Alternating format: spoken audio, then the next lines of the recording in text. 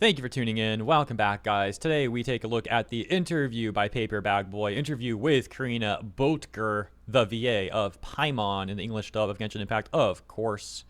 Now, before we begin, I'd like to revisit something she said on bluesky, because, I made a video yesterday talking about this, which, by the way, thank you guys so much for all the support on that video. It was the 4th video of the day yesterday, and I was worried about notifications not going out for that one because I don't think they go out for the 4th one. So yeah, you guys definitely helped that video get out there. I appreciate it. And as a matter of fact, likes are always appreciated, guys. Just saying. And on that note, there is one more thing I would like to say about Corina's posts here on bluesky, and then we will get right to the interview. So on bluesky, Corina had said, contract being broken again and again from them, that being Hoyoverse, not paying me on time on a consistent basis, not being paid within 30 days as my contract states, waiting anywhere from 3 to 5 months on average for my paychecks. This is why contracts mean nothing if the game isn't union, because contracts are not enforceable without a union. That, of course, being a lie. They are.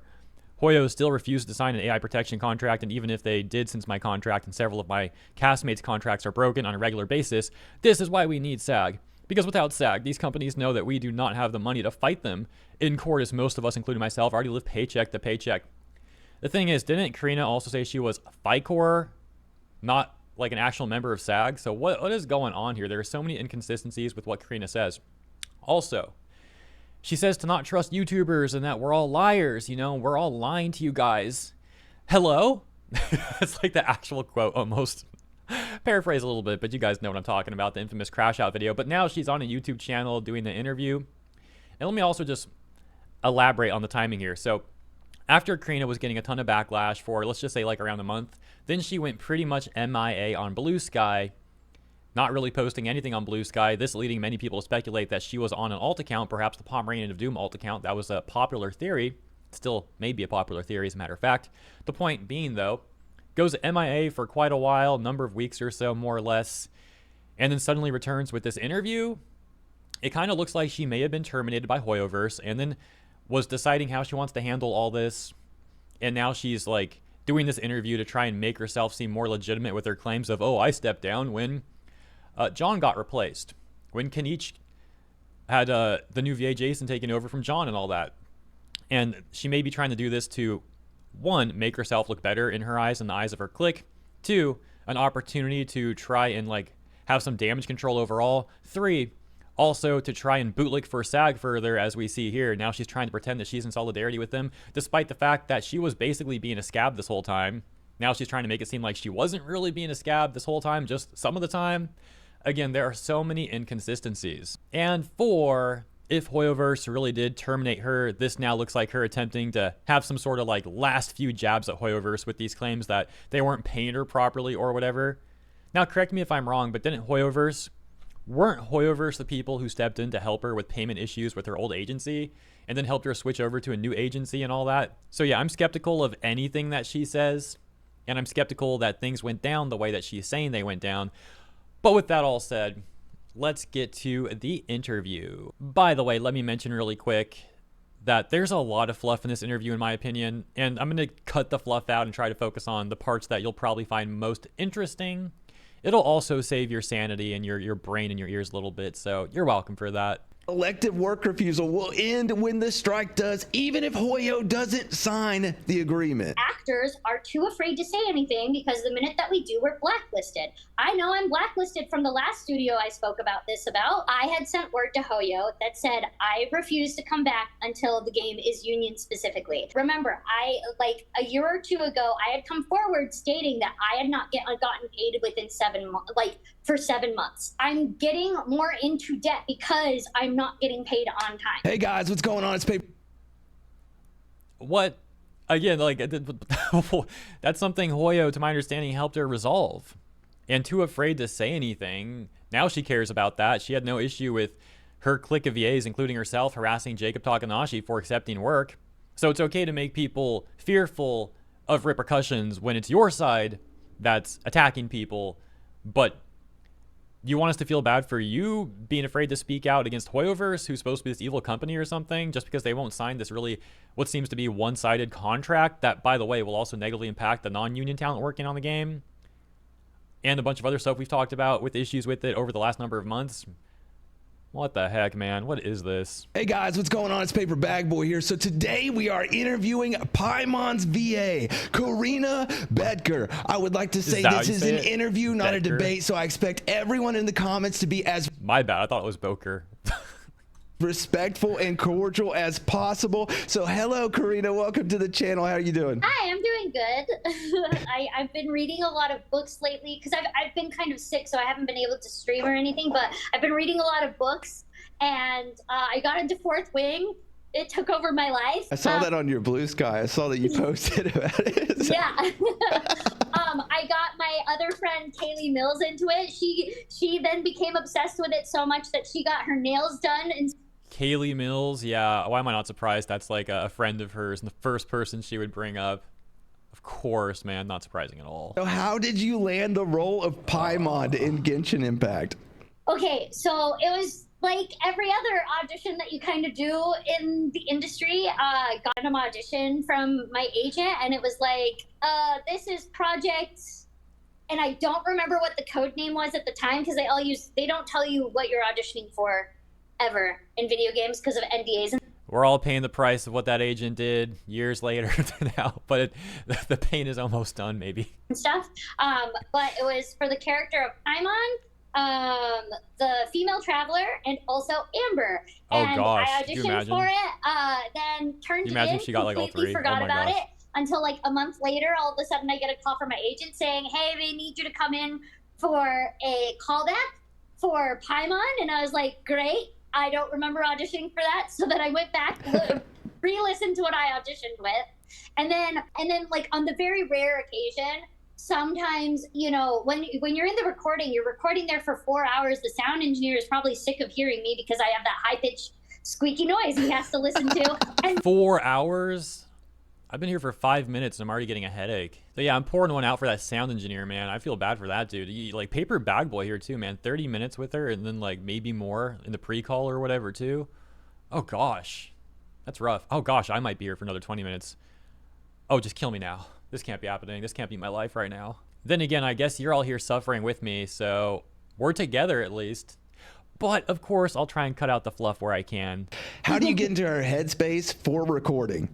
so my idea with Paimon is that like part of what helps any voice actor come up with a voice for a character is looking at the character itself. Half of her face is her eyeballs. So if you just yeah, I know. If you just imagine all of the air coming out of your eyeballs, all of a sudden you get this nasally voice Oh my already. God.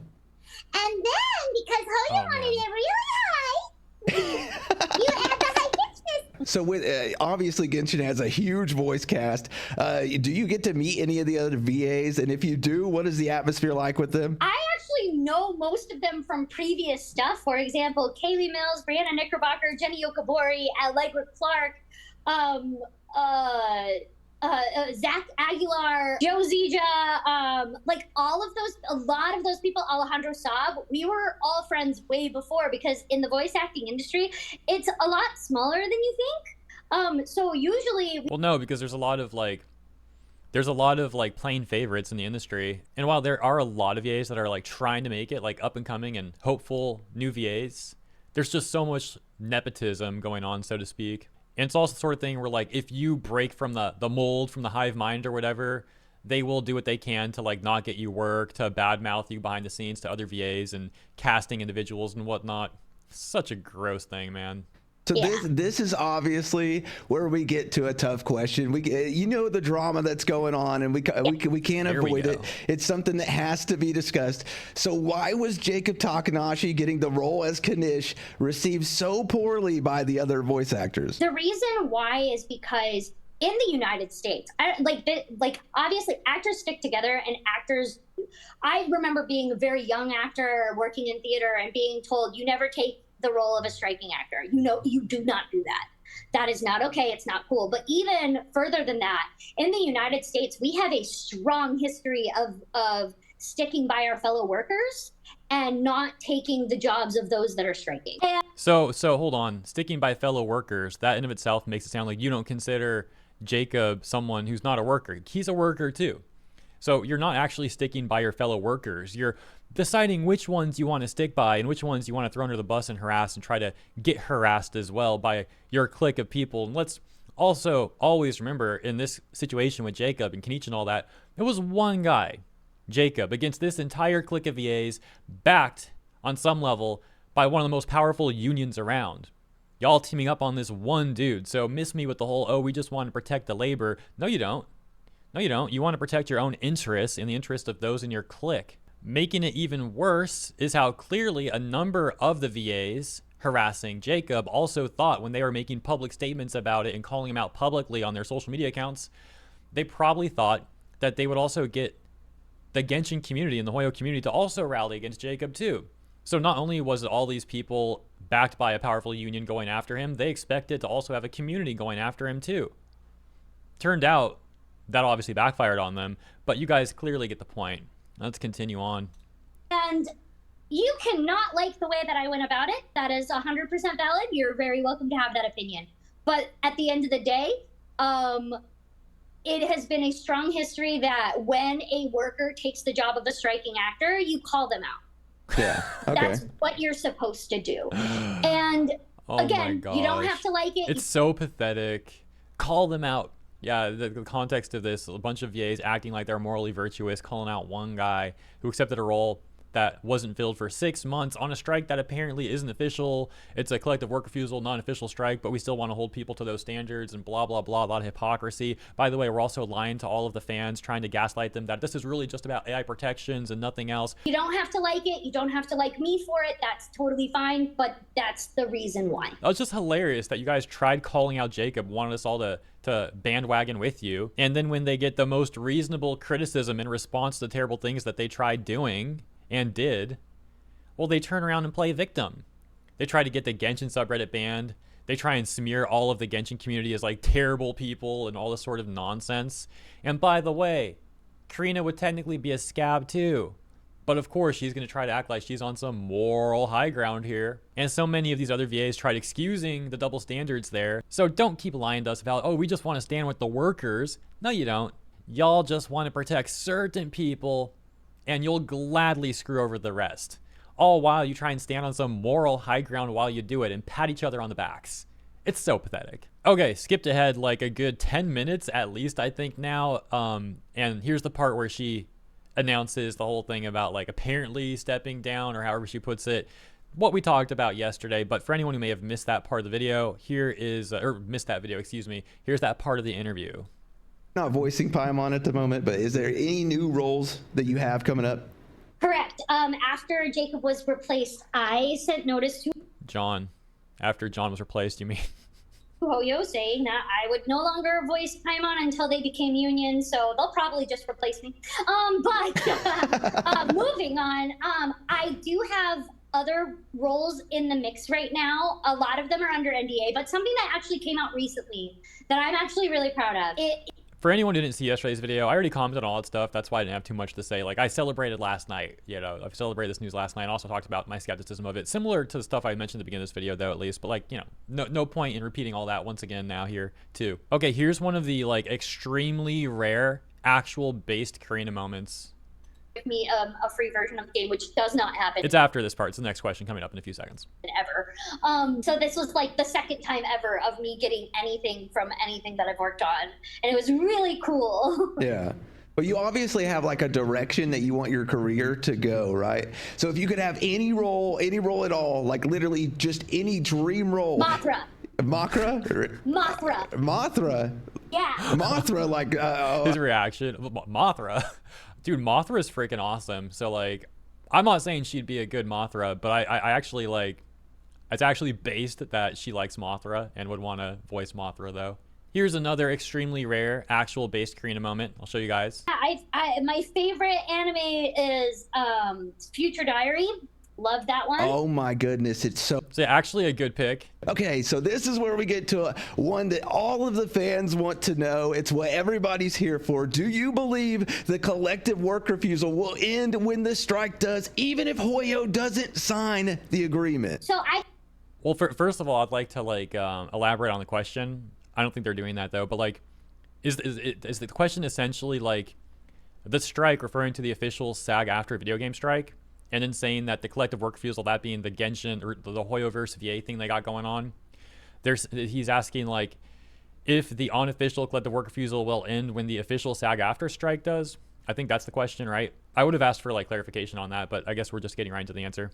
I can't speak for the rest of my castmates when it comes to this, so I'll only speak on my own behalf on this. As I said earlier, when Jacob got replaced, Oh, she did it again. She did it again. This was so funny. Like, I don't want to repeat the joke I said yesterday, but I suppose I will once again for anyone who may have missed it. But like, it's just hilarious that Corina and all these other people harassed Jacob over replacing John, try to get other people to harass him too, etc., etc. But then on multiple occasions now, she hasn't even got John's name right. You care so much and you can't even get the story straight. And yeah, to be fair, the names both have like, you know, some similarities with the J and all that, but it's just funny. As his character Kanichi in Genshin, I had sent word to Hoyo that said I refuse to come back until the game is union specifically. And the reason why I said union specifically, because I know some other actors, they just want an AI like protection signed. That's all they want, and they're willing to come back into work. For me personally, I will not. I don't like allegedly, but that a lot of you guys who want more than that said the same thing. So I don't even know. Like, I don't even know if that's true. Come back and we already know a lot of people who said that wanted a lot more. Union, and the reason why is because we are still having issues with getting paid within the 30 days as stated on our. Who's we though? It's always it always seems to be her. There was like one other example way back of like one other person who I think had an issue, but like by and large, it seems like the only person who's had an issue about this stuff, at least talking about it, is Corina. So again, like, I'm skeptical of what she's saying here. It seems like it's specifically an issue with her, and again, something Hoyoverse literally, according to my understanding of the situation, had helped her resolve in the past, and she seems so ungrateful for that. She like doesn't acknowledge that at all, and if anything, just tries to make Hoyoverse look bad continually afterwards still too. Our contract. If we still, and mind you, remember, I like a year or two ago, I had come forward stating that I had not gotten paid within 7 months, like for 7 months. This most recent time, which wasn't Hoyo's fault, though, to my understanding, right? It was the agency that Hoyo then mediated and helped resolve. I've been consistently not getting paid on a 30-day basis, but like for this one, it took 5 months for me to get paid. Like for this one, it took 5 months for me to get paid. Finally. Yeah, that's a long time. It's a very long time, and I work paycheck to paycheck, and at this point, I'm getting more into debt because I'm not getting paid on time. Yeah. And if I still have to ask my parents to help me pay for my rent, I might as well actually take a stand here and say, well, I have to do that anyway. So knowing that my contract is not being obligated the way it should be currently in the state that it's in, it tells me that even if an AI protection were to be signed, unless there is actual enforceable protections, I cannot trust that it will actually do anything. And I look, you can have your feelings about what you feel about SAG, but at the end of the day, voice actors do not make enough money to pay for lawyers to be able to actually enforce what's in our contracts, which is why these studios don't pay us on time, because they know this. I could definitely see that as like the... Well, look, I don't know how much of her story is true or not. It's hard to comment on any of that stuff when I'm just skeptical of anything that she says to begin with. The only thing that I will agree on is, yeah, it's difficult to sue a company that has a lot more resources than you do. It's not impossible, but of course it's an uphill battle, usually. That's understandable, but that's not all you guys try to do. You also try to monopolize the industry, so to speak, harass people who don't agree with your agenda, like spread lies, try to manipulate people, try to gaslight people into supporting causes that you're not fully disclosing what's really going on about, harass people who are not a part of the union, try to stop them from getting work, etc., etc. A whole bunch of shady, corrupt stuff. So it all goes back to something that we've all acknowledged before, which is oftentimes people won't side with the company. But you guys in your union have come off so unlikable and corrupt that people are actually saying that Hoyoverse in this situation, contextualized, looks like the lesser corrupt thing. that the union SAG-AFTRA looks even worse, and you guys who bootlick for them. Main issue that would be, if I was voice acting, that would be my number one issue, is getting paid on time, considering the fact that I worked in the acting industry and actually experienced it firsthand. Whenever someone blows you off again and again and again, and you don't get paid for months, it's ridiculous. And the fact that this has already been addressed once and it still has not been fixed, and it's 2 years since then or 1 year, but this is a consistent problem within our industry, is that studios regularly do not pay their non-union work on time. Yeah. Regularly. And actors are too afraid to say anything because the minute that we do, we're blacklisted. I know I'm blacklisted from the last studio I spoke about this about. I know that. That's definitely something that my viewers know about, because it's something that I bring up often, is the fact that in the voice acting space, blacklisting happens way more than anybody even wants to admit that it does. And not just in this alleged context either, which seems pretty likely, I suppose. Like, they're going to badmouth the studio, they'll probably blacklist you. Sure, I can believe that. It's pretty. It actually goes and makes Hoyoverse look even better, though, because she's openly disparaged Hoyoverse, and a lot of these VAs have, for months on end.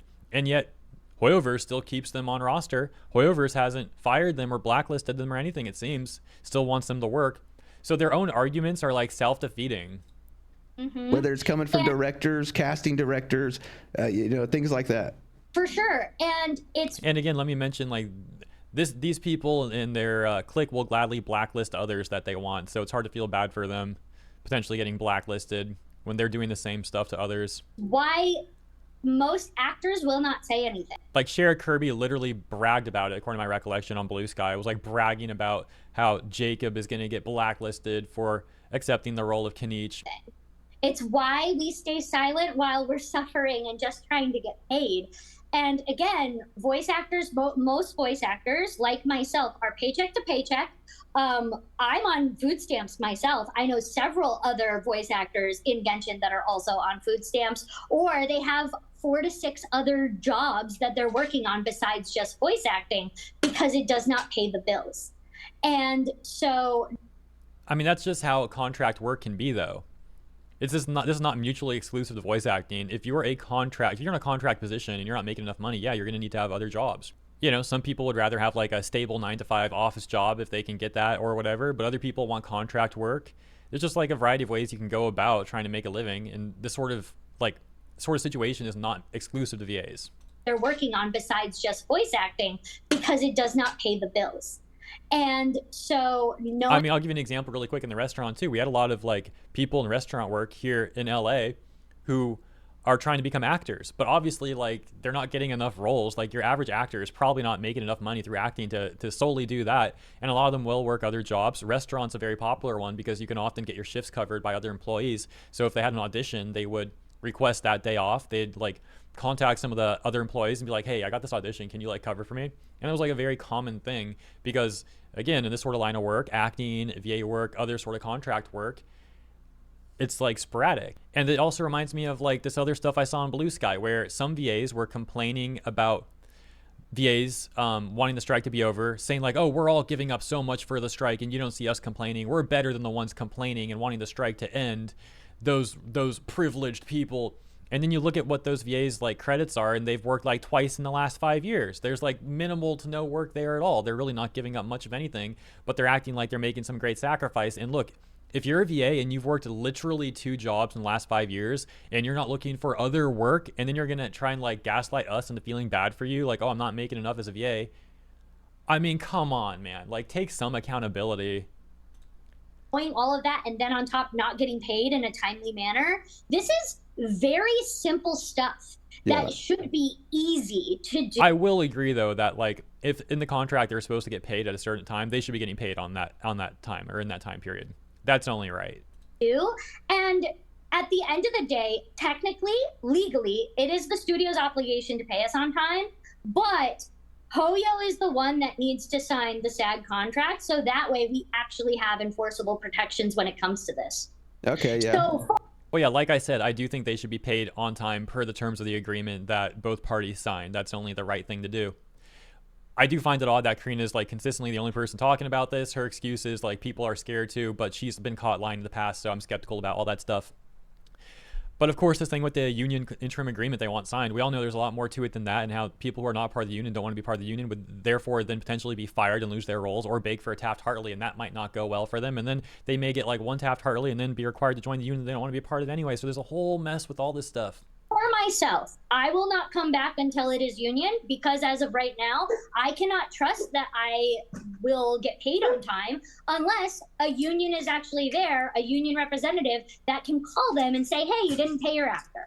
Yeah, I could definitely see that. That definitely clears the air, I feel like, with a lot of people about, you know, at least your intentions when being involved. And I mean, not really. It's kind of just like doubling down on stuff she already posted. It's just interesting to hear her say this, I suppose, like actually herself, as opposed to just like it being on a post. I really think a lot of people could be empathetic to that situation, because I know that I definitely can, with not being paid and also being a contractor myself, IRL. It's something you seriously have to deal with. And if you Oh yeah, I'll say it for the third time now. Like, she should be getting paid as the agreement says. I can obviously agree with that. you don't have anybody And like anyone, yeah, anyone not getting paid when they're supposed to be getting paid in an agreement that was signed by the parties involved is, yeah, being taken advantage of. And that sucks. if you don't have anybody protecting you, then you have to pay the upfront cost to get yourself protected, essentially, to make sure that you get paid as a person.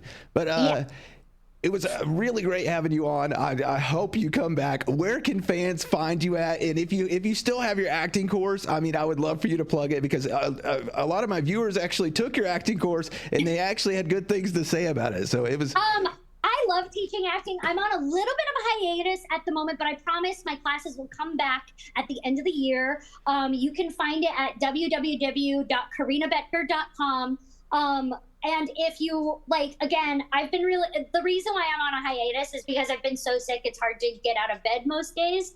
And so I promise they'll come back. I just want to be at a place where I'm not worried about if I have to end up in the hospital that day or not, so that people actually get the acting class they paid for. Oh yeah, look, I don't like the stuff that she's done to people, but I don't wish her any ill will with her health. Hopefully she'll get better. But hold on a second. I just listened to that back, like in post-production here, like editing this video. Was she just making the implication that some people are paying for classes that they're not getting after all that discussion about the contract stuff? Did she really just imply that? Please tell me I heard that wrong. But knowing with how I've been lately, because I've been so sick, I've been just reading a lot of romance novels. So I was just waiting for her to like accidentally let it slip and be like, but because of how it has been lately, I'm on my alt account Pomeranian of Doom most of the time. Like, could you imagine, dude? I know it's like a meme at this point. That's so funny though, still, man. I'm probably just going to be talking about a lot of that. I just finished Fourth Wing, as I said earlier. Yeah. I'm on A Court of Thorns and Roses. All right. I'm cutting it here. There's like one more minute of this, but I think, that's that. Thank you guys for tuning in. Let me know what you think about the interview, and credits to Paper Bag Boy for getting this interview. Once again, I'll also mention the full thing will be linked in the description. I definitely cut out, I think, like half of this. So yeah, if you want to hear the rest, definitely check out that link and listen to it for yourself. Maybe take a Tylenol first, just like word of caution.